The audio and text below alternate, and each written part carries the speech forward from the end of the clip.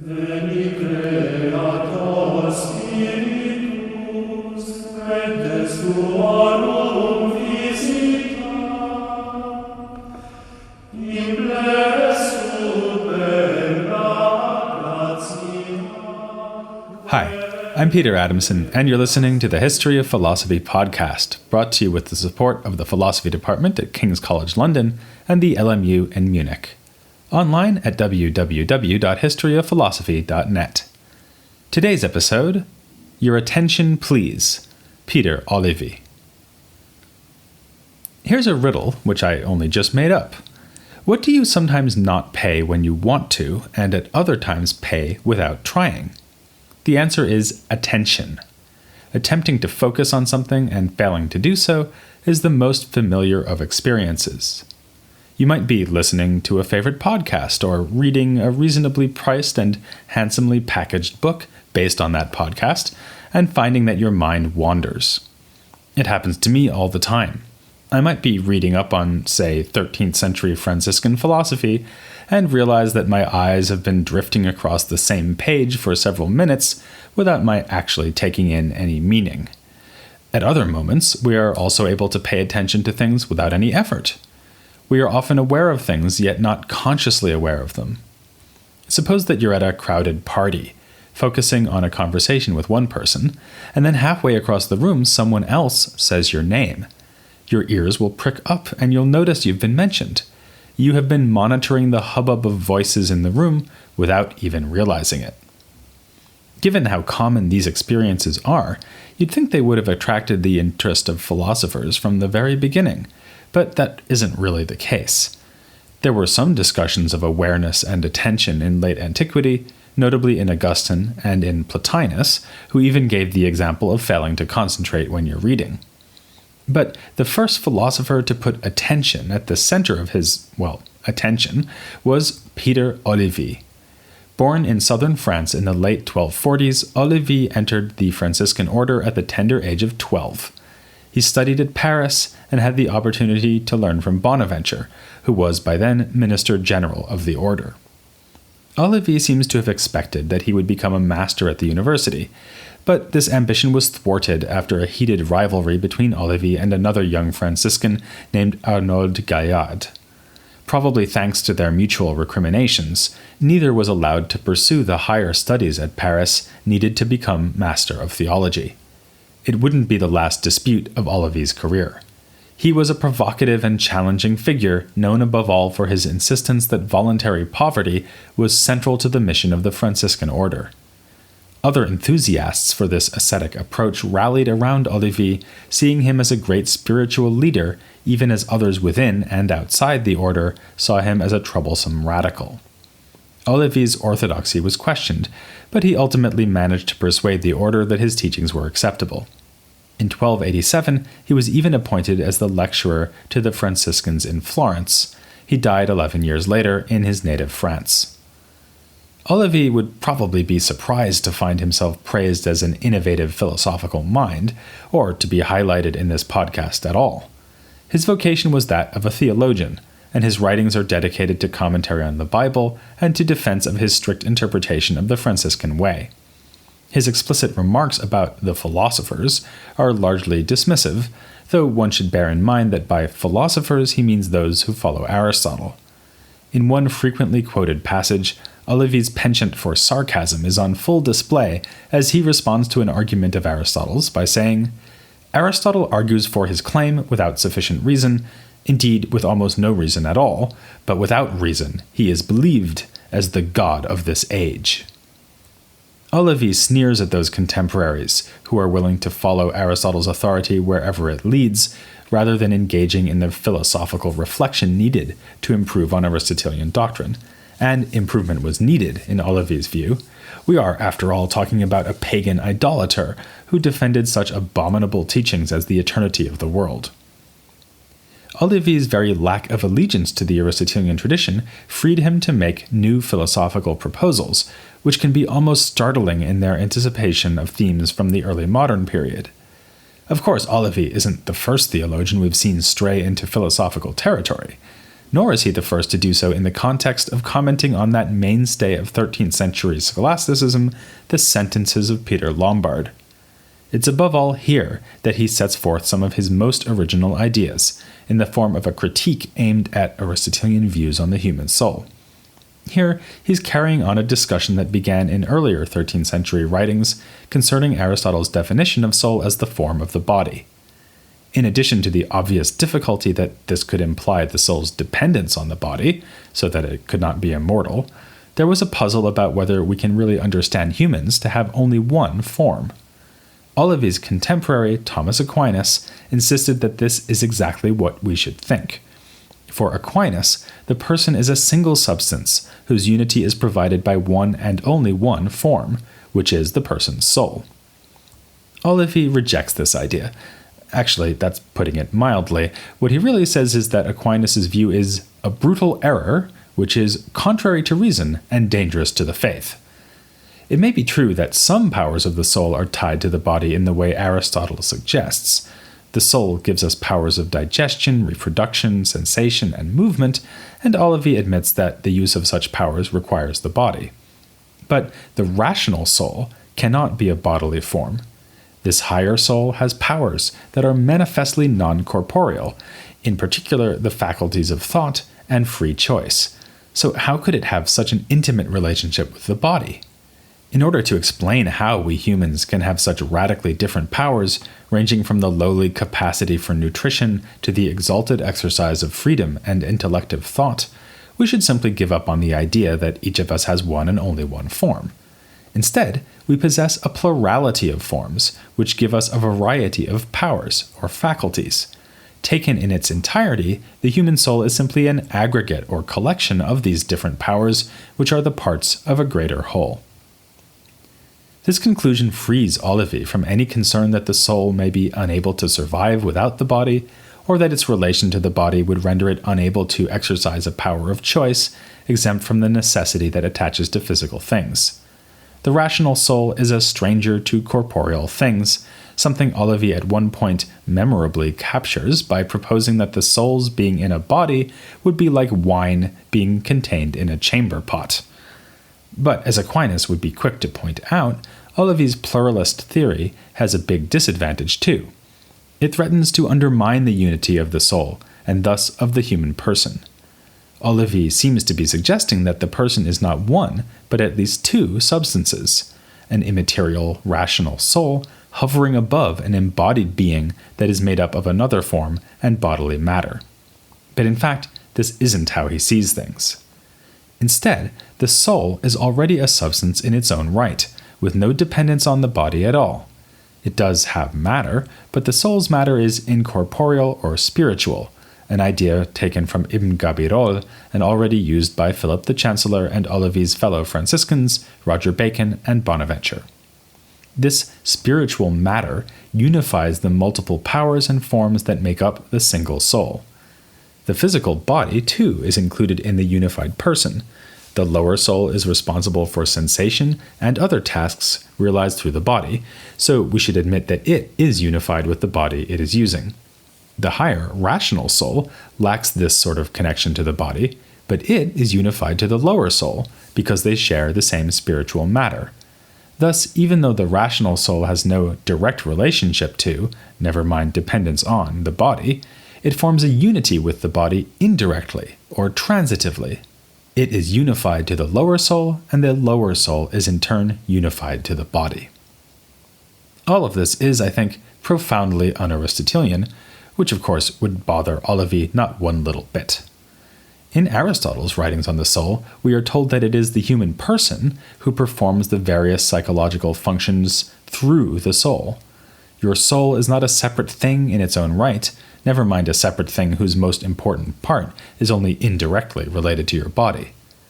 By contrast, Olivi insists that the soul itself is the subject of our most important psychological activities. This is evident from his treatment of free will. Here, we're going to get a first taste of a central dispute in later medieval philosophy. This dispute is usually framed as a clash between two ways of explaining free actions, which modern-day scholars call intellectualist and voluntarist. The basic idea of the intellectualist is that human choice is prompted by some belief or understanding of the best thing to do. The voluntarist, by contrast, wants to say that a free choice consists in a sheer act of the will. Our choices may somehow be influenced by our beliefs, but ultimately, the explanatory buck stops with the faculty of will, not the faculty of reason. To some extent, this sharp contrast is like a Swedish communist's favorite dish, a red herring. The so-called voluntarists typically provide a role for reason in human choices, while the so-called rationalists do acknowledge the need for a faculty of will. Still, there is, at the very least, a strong difference in emphasis between an author like Olivi, who looks forward to the voluntarists of the 14th century, and Thomas Aquinas. He is usually seen as an intellectualist, not least by Olivi himself, who is no more impressed by Aquinas' views on freedom than by his rival's views on the unity of soul.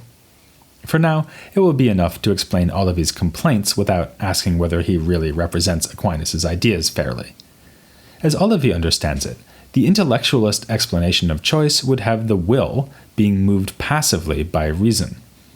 Suppose I believe that my listeners will be entertained by the frequent use of puns and come up with a wince-inducing wordplay, perhaps something about herring. Having formed the admittedly rather dubious belief that it would be a fantastic idea to include this pun in my next episode, I'd choose to do so and write it into the script. The intellectualist thinks my will is just carrying out the determination of my reason, like an executive branch of government whose sole task is to implement rulings laid down by a legislative branch. But this must be wrong, says Olivi. In fact, with characteristic asperity, he calls it insane. The whole point of the will is that it initiates choice. It's therefore the will that makes the decision, and the most that reason can do is to give it advice. The will is not passive with respect to beliefs or reason, but active. It moves itself, rather than being moved by another part of the soul. As I say, there's a connection here to Olivi's ideas about the higher soul. One of his main purposes in isolating the higher, thinking and willing soul from the body is that bodies are incapable of this kind of self-initiating activity, which is not moved by anything else. A stone can't just get up and roll on its own. It needs some other cause to set it in motion. By contrast, humans, including the rolling stones, are self-movers. They can spontaneously decide to do things, like writing music or going on tour. Even after a career that single-handedly guaranteed the profitability of the British market in controlled substances, this remains true even of Keith Richards. So how much more must it be true for the rest of us? So when Mick Jagger sang "Start Me Up," he needed to look no further than his own self-starting soul. And according to Olivi, if we are searching for the source of this spontaneous action, we should look to the will's irreducible capacity for choice, not to the reason's ability to perceive things as choice-worthy. Olivi's emphasis on the soul's active nature finds its most unusual and philosophically fruitful expression in another area of his psychology, his account of perception. Again, the best way to appreciate his view is to start with the position he's attacking.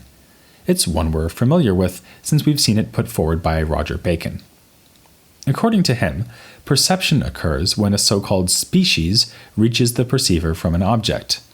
This could be a sound, a smell, or something more sophisticated, like the hostility of a dangerous animal. But philosophers talking about perception usually focus on the case of vision, so let's do the same. In honor of the hero of this episode, imagine you're seeing a green olive. Bacon's explanation of how the visual experience occurs is that a green object like an olive will affect the air surrounding it by imparting the species of green to it. This species is then passed on or multiplied through one part of the air after another. When the effect gets to the air touching your eye, the species is received in your eye, and this enables you to see green. A pretty plausible theory, you might say, and in fact one that is in broad terms true. But Peter Olivi thinks it suffers from two fatal weaknesses. The first is that the species in the eye would be a physical cause, whereas it is your immaterial soul that is registering the presence of a green object. Whatever it means for the so-called species of green to turn up in your eye, the presence of the species in the eye cannot be identical with, or even give rise to, a perception in your soul. This is because while immaterial things can influence physical things, as when your soul commands your arm to reach out to take an olive out of a bowl, the reverse is not the case. Bodies cannot affect anything incorporeal. So that's the first problem with the species theory, one that would, of course, only impress someone who shares Olivi's assumption that bodily states cannot affect an immaterial soul. The second problem, however, involves fewer metaphysical presuppositions.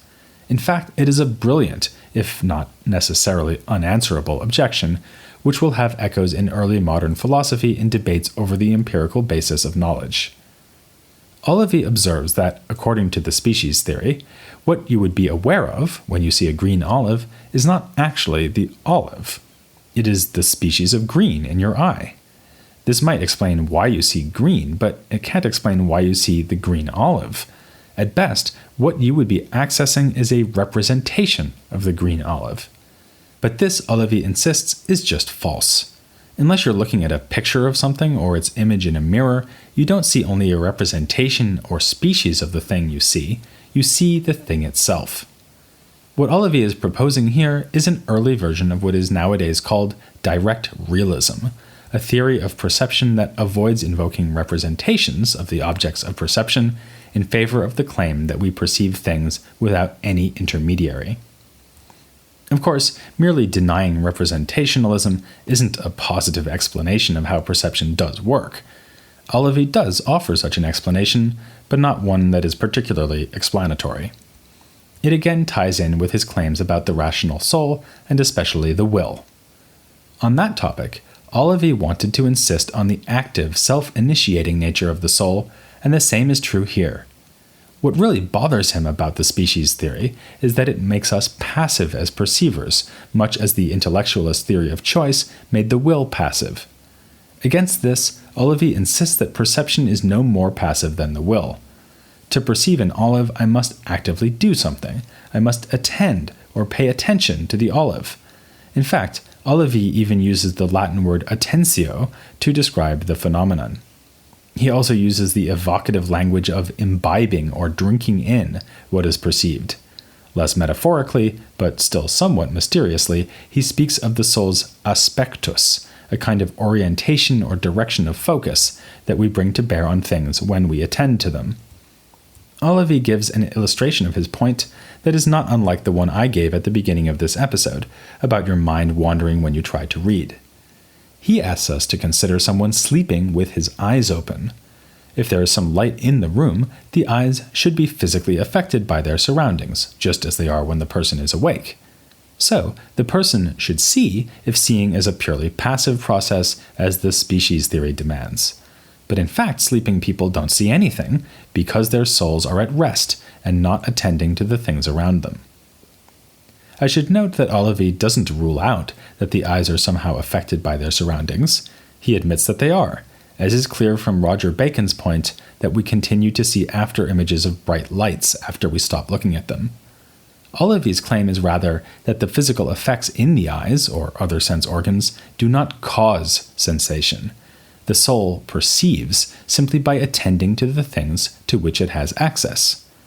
And there's another possible misunderstanding we should avoid. Olivi obviously is not claiming that we have to be giving something our full, conscious attention in order to perceive it. If you're reading about philosophy and a bowl of olives is in your field of vision beyond the book, you may be seeing the bowl without, as we might say, really paying attention to it. But all this shows, according to Olivi, is that the soul's active attention comes in degrees. It can be entirely absent, as in the sleeping case, or it can consist in the kind of basic background awareness of our surroundings that we have as we go about our daily lives.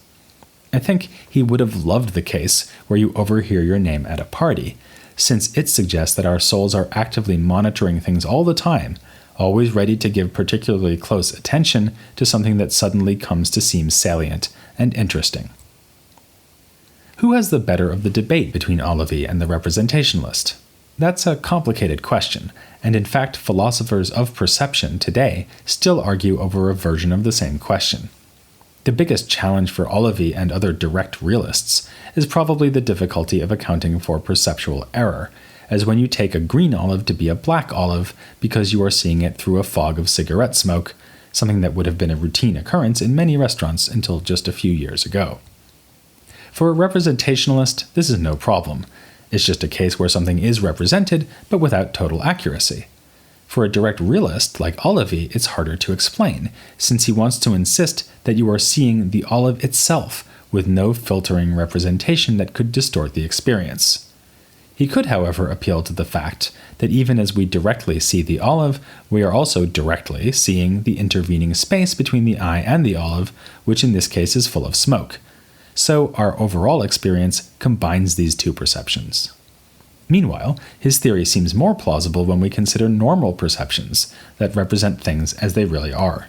It certainly doesn't seem to us that we perceive things through a screen of representative images. I would add that in the context of medieval philosophy, Olivi's position carries particular force. His contemporaries would have agreed with his assumptions about the immateriality of the soul. They would all have admitted that immaterial things like souls, and for that matter God, are able somehow to relate to and even act upon the physical world. If my immaterial soul can make my arm move, why can't my soul also reach out to something that is across the room in order to see it? But there's a danger for Olivi here too. Once we start thinking along these lines, we see that the real mystery is why an immaterial soul should be restricted to perceiving only the things that are related to its body in appropriate ways. Why can't I see behind my head, if it is my soul's attention that makes the difference and not the way the objects in front of me are affecting my eyes? Olivi's solution would seem to be that our bodies do restrict the scope of our awareness in this life. Remember that the power of sensation is in the lower soul, and thus tied to the body. In the afterlife, we will not be so restricted, but have a more general and unimpeded apprehension of things. Olivi's ideas about the soul, and especially about perception, have won him admiration from modern-day historians of philosophy. But the just plain historians know him above all for a different reason: his central role in one of the central religious debates in the late 13th century. It was a contest with ethical and political, as well as theological, dimensions. Olivi became the standard bearer for one side in that contest, fiercely defending an ideal of deliberate poverty, which for him constituted the core of the Franciscan way of life. He set this ideal within an apocalyptic view of history, according to which the Franciscans had arisen just in time to prepare humanity for its final days.